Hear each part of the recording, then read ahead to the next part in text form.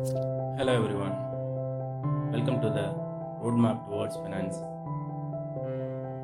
Today we're going to discuss about one of the interesting topic, 843 magic compounding formula.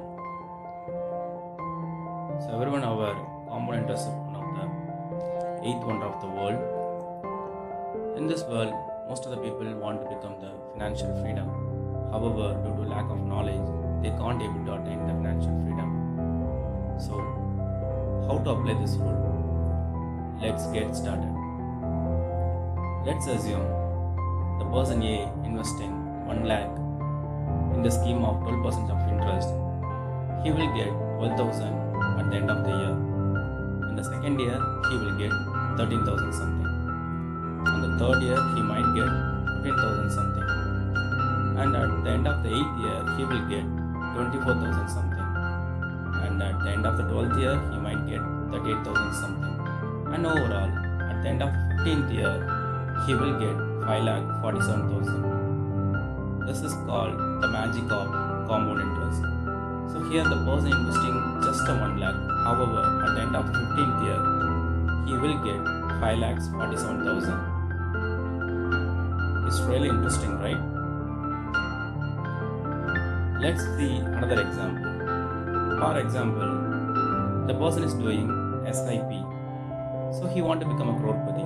So how much he need to invest? Are you ready? So here is the example. The person have to invest 21,250 on every month. So here, let's check the table.